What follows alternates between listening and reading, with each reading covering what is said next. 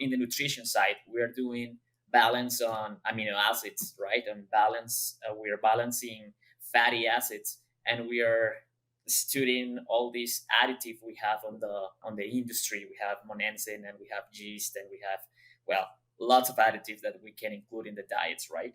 But sometimes when you are on the field and when you're working with farmers and producers, cattle producers, sometimes they don't need that already. They're not in that level. The things that they are missing are the basics of the production. Let's say the water quality, the water availability, the bunk space, those kind of stuff. So for me, it's very good to have that in mind. When you have all the basics together, then you can step up and go to the, yeah, to the minor things.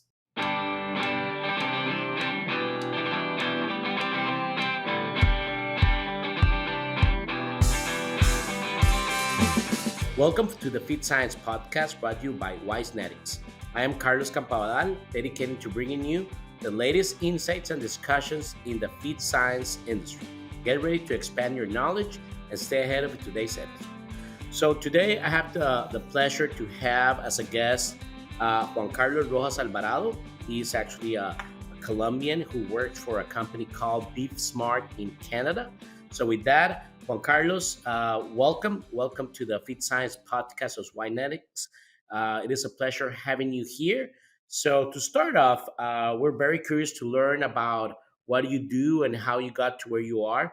So if you could just maybe start telling us a little bit about your background, uh, your career as to where you it got you where you are right now.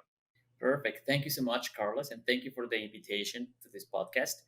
My name is Juan Carlos Rojas Alvarado. I was born in Colombia, and I was doing all my undergrad under animal scientist. I finished that program on the year 12-14. And after that, I started to work in a feed mill. I always enjoyed the ruminant nutrition. So I worked in this feed mill for about a year and a half. It was a feed mill where we built uh, supplements for dairy cows and beef cows as well, and some mineral. So that was my first experience. After that first and a half year of being there, my professor, which it was the one with which I did my thesis degree as undergraduate, he told me there's a space for you for a master's degree if you're available. Please go ahead. And I said, yes, I'm interested in that. So I went to the college and to the university again and did my master's in animal nutrition. It Well, the diploma says animal production, but it was, yeah, animal nutrition, the emphasis of that. So I worked there for 4.5 years. It was a pretty good project, actually. It took me longer than I expected, but I do not regret it at all. And after that, I started working with a company in Colombia that is called Gowan Feed Consulting. Gowan Feed Consulting, it's a company for animal nutrition. We have uh, ruminant nutritionist and monogastric nutritionist. So I was a ruminant nutritionist in that company, and it's a company that is from Canada. So I worked there for 4.5 years, and after that, the general manager in Canada said, "There's a space for you here. We want you to work from Canada and help us to develop the cattle industry in Canada." So in 2023, I came to Canada, and now it's been a good experience for me to working with cow calf operations, and now with mostly feedlots in the past couple months. Great, no, perfect. Thank you very much for sharing your how do you got where you are, and I'm just curious. So you uh, Go Ones and Beef Smart are the same company there in Canada. You just moved from the same one but a different name over there to Canada. Yes, exactly. So when I came to Canada, I was working with for Gowan Feed Consulting Colombia, and actually I'm still working for Gowan's Feed Consulting Canada, But Gowan's Feed Consulting has the monogastric side of the nutrition, and Okay. it's called Gowan's Feed Consulting. For the ruminant side, uh, Smart and Gowan's merge each other, and we have we we left the name the same, like Beef Smart. So for the ruminant part, we are known as Beef Smart. And you primarily work right now in Canada, correct? Or you still interact there with clients in Colombia or other parts of the world? Yes, I'm still being in contact with Colombian clients. Actually, yeah, some of the formulas are made by me for the Colombia side, but yeah, most of the work is for Canada now. Great. No, this is very interesting as we learn the big industry that is in Canada and of course also in Colombia in the ruminant side and beef cattle and dairy nutrition. And therefore, for our audience, of course, if you like, please like us on our podcast today. We always like to hear from our audience and how we're doing. So, Juan Carlos, very interesting on your work and you currently do. So, being said that, let's go back to kind of like think a little bit from the technical perspective of what you do. Um, Something that we're always curious as we interview people and we hear from the industry is ruminant nutrition production, because as you know, compared to monogastric, is a little bit smaller. Of course, chicken and pigs are usually bigger than dairy and beef cattle, but focusing on ruminant, we want to learn a little bit for our audience. Can you tell us a little bit about your concept of what does it mean, going to the basics of ruminant nutrition and production? Absolutely, yes. Well, this is a topic that is very interesting to me because when I was doing my undergraduate work and then my master's degree, I had a professor that always told me about like the research that is going out every single day, and we are really ahead on the research side. So we are doing like for in the nutrition side, we are doing balance on amino acids, right? And balance, we are balancing fatty acids, and we are studying all these additive we have on the on the industry. We have monensin and we have yeast and we have, well, lots of additives that we can include in the diets, right? But sometimes when you are on the field and when you're working with farmers and producers, cattle producers, sometimes they don't need that already. They're not in that level. So sometimes the things that they are missing are the basics of the production. So sometimes, let's say the water quality, the water availability, uh, the bunk space, those kind of stuff. So for me, it's very good to have that in mind, because when you have all the basics together, then you can step up and go to the to the minor things. What you mean on the basic is that people, let's just say, not that people forget or farmers forget, but sometimes you don't consider the basics as water, weather, and other things that help. And then, which is very important. I do agree. And we tend to do that also. I have a feed manufacturing background. So I always think about that also. We always have to go to the basics instead of thinking very technically until we have that level. So let's go more in depth into that. So, what are those basic things that you would like that everybody to be aware of, especially somebody in Canada, somebody in Colombia, or any other part of the world? Well, that's a very good question, because when we are doing some visits with cattle producers, they are always like, "Hey, what are we going to include in the supplement, or what we are going to include in the diet to make this better?" Right? So when we are there, we can start from the basics. So okay, let's look at the water availability. Let's look at the water quality, and then let's look at the dry matter intake of your animals. That's a very important thing to look at it. When we're dealing with Colombian producers, we have lots of grazing cattle out there. It's almost 100% of the cattle, dairy cattle and beef cattle as well, is on grazing. It's in paddocks. Uh, they think that supplementing, like the offering a supplement, is just enough for them to go up in the production, milk production or increasing the average daily gain. But sometimes they don't look into the pastures, right? So uh, they don't know what is the quantity of the pasture. They don't know what is the amount they need. So I think on the grazing side, that would be a really key, the one of the most important things. Look at the pasture, look at the rotational days. How are you managing that? Here in Canada, well, the cow calf operation is similar. There are a lot of grazing operations during the spring and summer. So again, like, do you have enough pasture? Do you have enough dry matter for your animals? Do you have like mineral supplement for those animals?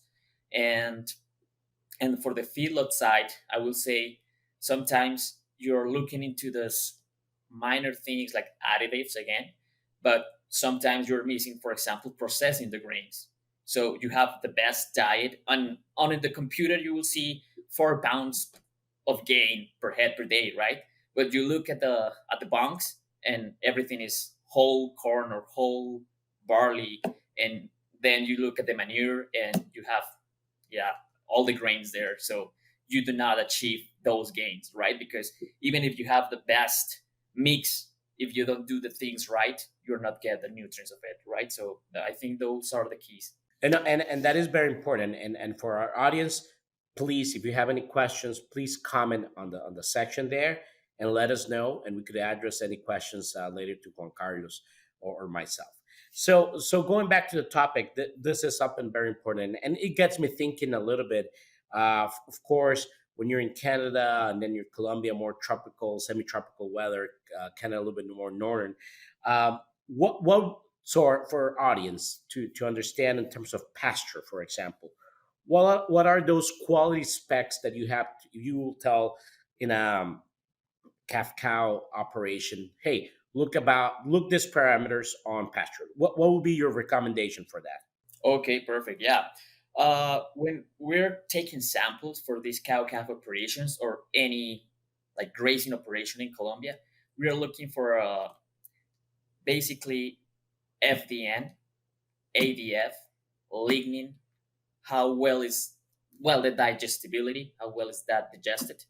The protein, the crude protein, is good to look at it, and the energy of the pasture. So those are the keys. Sometimes you can look at the minerals, the ashes, those kind of stuff, but those are secondary for me. The first thing that I look at, it's like digestibility, protein, FDN, ADF, lignin, and energy. Okay, very important. I didn't know all that, and I learned something new today. Same for our audience. If you learn something new today, please share the video. So just going back to that pasture, do you have any particular varieties or types of pasture that you would recommend for somebody, let's say in South America, tropical weather, including Brazil, and or somebody in North America, Canada, maybe parts of the United States, even Mexico? What are those types that you think, hey, I know it depends a lot on weather, but your favorite ones that you will say, hey, I think this is the one that will be better if you have the opportunity for a farmer to tell them to grow something specific? That's a really good question and cool question, because we get that really often from producers, right? And the answer, unfortunately, is not general. It Hmm. depends on where are you located, right? Because for us, like, the answer is grow the grass or the pasture or the crop that fits on your weather, on your land, on your geography, right? Because sometimes we try to introduce new species, and even they are good in some, like, yeah, in some regions, they are not good in the region you're standing at, right? That's So right. I have an example for that. We have in Colombia, we have mountains, and the dairy production is high in the mountains. We have like 3 regions of dairy, and all of them are located in the mountains. We have in the lowlands as well, but the most important one, the specialized dairy cattle, is there. We have Holsteins and Jerseys and those kind of breeds. So from Bogota, or near to Bogota, the city where I was born, we have a pasture that is called Kikuyu grass. and that's a very easy grass to grow there, right? Probably is not the best one. It's not bad at all. Probably not the best one. Sometimes they try to introduce ryegrass, which is better, but sometimes the ryegrass needs more water, for example. So, okay, if you're in a region that has a good precipitation, okay, go with the ryegrass, right? But if you're in a region that it's lower in precipitation and your kikuyu grass grows well, just stick with the kikuyu and go with it. You can handle it well, you can manage those pasture, and you will have great results. And you will not be spraying against like weeds and trying to fertilize more than you need and those kind of stuff that actually makes your farming harder, right? Yes, and that's very important. And I asked because of curiosity, but also, um, as you know, I'm originally from Costa Rica, and my family actually we have a cow calf operation, and we did grow faces those challenges of what to grow there, and we ended up using king grass and bracaria and others. But it's always a challenge, especially you're in drier, drought tendency locations. Oh yeah. So, but very important on that. So, looking into that, if we continue talking about grazing and complementing, um, when you do your formulations, especially for Canadian region, besides the pasture, can you tell us a little bit about your experience with the ingredients they have there, so maybe our audience can visualize what are the top things that you will think when you're doing your formulation for your clients around your area? Oh yeah, for sure. Well, in Canada, the nutrients, well, the feeds that I am using right now, they are slightly different that I was using in Colombia. Here, the pastures that they have are usually like native grass, native grasses. They have lots of it. They have lots of alfalfa grass. So that would be like the main, in the cow calf operation, that would be the main forages. And for the feedlot side, we will have lots of barley silage. We will have lots of corn silage. It's most barley, but we have some corn silage. And for the grains, we will have the most popular one is barley. That would be the first one for sure. The second one, you can have some corn grain.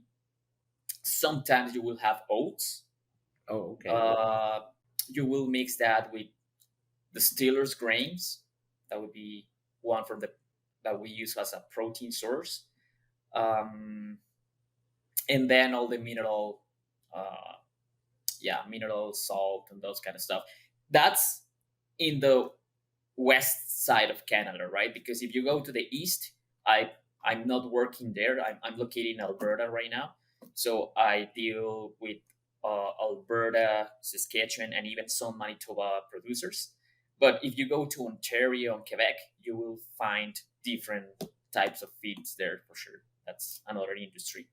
Great, perfect. So I think the message to people there in our audience is that that you always have to adapt based on the availability of your feed ingredients, based on the forage that you have, and at the end is kind of like go back to those basics with water, conditions, and ingredients. But as we speak into that, why don't we just go a little bit more in terms of what do you think will be key things besides this to help you optimize feed efficiency when you formulate for any beef cattle operation, all the way from preparation of the TMRs and all that type of stuff, just to get you a little bit of our audience to think beyond that. What are the things that you have to kind of keep in mind if you're a farmer or a rancher? Well, if you're a farmer or a rancher, the first thing is like know what you will be having as feeds. Like again, like if you have corn silage, will be so different than barley silage. So the first thing that you need to do is like go and do an analysis, a test for that for those ingredients that you have, and after that, uh, again, you will see what types of feed are available close to you to mix with the forages. If you are a producer, or that would be great because you have the grain for yourself. So sometimes some of the farmers will have the forages and also will grow barley for example. So they will include barley in those diets. So yeah, the forages, the test of those forages, then the grains that are you're going to use, the prices of those feeds, because obviously you can always you're always looking into the lowest cost formulation and the more efficiency one, right? And then after that, we will do a formula considering the requirements of your animals, right? Because it would be different if you're feeding a cow, or if you're feeding a cow, a breed cow, or a milk producing cow, right? So that would be different. And considering those requirements, we will be the formula. And then the next step is to do the mix in a proper way, like depending of what type of, if you are doing like a TMR, depending of if it's a horizontal mixer or a vertical mixer, it would be a little slightly different, right? You have to be aware of the particle size of the forages, because if it's not well done, you will have some sorting from the animals. So some of them will eat more forages and some of them will eat more grains. So those kind of stuff are the basic things to consider. Great. No, this is great information, and I'm pretty sure this is well taken by our audience. And then, of course, for our audience, please visit our site, wisenetics.com, and learn more about all of our other podcast segments like poultry, swine, dairy, beef, like this one, feed mill, and of course also pet food. Juan Carlos, this is great information, and we know that you have a very diverse background coming from two different parts of the continental America, seeing different type of ingredients and weather, and we appreciate that information. It's time for our famous three. So based on your um, technical knowledge and your experience, do you have any particular or favorite book that you might, or resource too, that you might help somebody who's not an expert in ruminant nutrition to say, hey, look into this area if you want to learn more, or place that you could visit, like a website or university, whatever it is, to learn more about this? Because, when you think about beef cow production, it's a little bit less information compared to, say, poultry or other areas. So what will be those like book or website that you will recommend somebody to learn more about? Perfect. No, that's pretty good questions. Uh, when I was doing my undergraduate uh, work, some of the books that I have read, some like Nutrition Ecology of the Ruminant from Peter Van Soest. That's a pretty good one because it shows you the basics of the how is a ruminant built, how that ruminant works biologically speaking. That's a pretty good one to understand what's happening there. For like nutritionists and for understanding about the nutrients, the NRC, it's a really good book. They are like updating uh, some some information, usually like very often, and they have their like equations to understand like the nutrition, but also they will explain like deficient what happens when you're deficient on calcium, what happens if you are on the other side like not deficient, that's excess of protein or excess of any mineral, selenium or cobalt or those kind of stuff. So you will understand what happens when you have lack or something, or you're exceeding something, right? So that's a good one for to understand that. For resources, when you're like trying to search something in particular, though there are good web pages of the universities, like extensions. Like if you go like for example, University of Arkansas Extension or Pennsylvania University Extension, they write really good articles to find like basic but really good information. Those are my recommendations. Perfect, perfect. And I'm familiar with some of those books that you mentioned, and I think they're great. Not in my background, so I appreciate your explanation on that. So, well, and then besides this area, any other book or resources outside of your work that you will recommend? Let's say a young professional that is trying to learn more, grow. What will be your focus or resources that you will recommend? Hey, like any topic that you think can help somebody grow their career. There's a book that I actually enjoyed too much, and it's like the topics are like reflection and think about life and those kind of stuff. Yeah. And the book is called El Loco, and in English it would be The Crazy Man, from Gibran Khalil.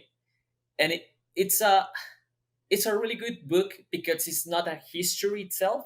It's made by short histories. Every page has a single history, a single tale story, and it will make you think about that story and do lots of reflections about life and circumstances that you go by when you're, yeah, through this life. Great. I think this is a great recommendation, and I will actually check it on myself, El Loco, or The Crazy in English. So I think that's always because we're always looking to learn more besides our daily work in agriculture and animal production. So with that, Juan Carlos, thank you very much for your participation. I'm pretty sure that the audience and myself have enjoyed it. We have learned some important things on beef and dairy nutrition. And with that, once again, thank you very much. And with that, concludes another episode of the Feed Science podcast presented by Wise Genetics. Thank you for joining us today. Don't forget to subscribe to our podcast to stay updated on future episodes. And if you enjoyed today's episode, please leave us a review. Your feedback for us is very valuable. Until next time, this is Carlos Campabadal from the Feed Science Podcast signing off. Thank you.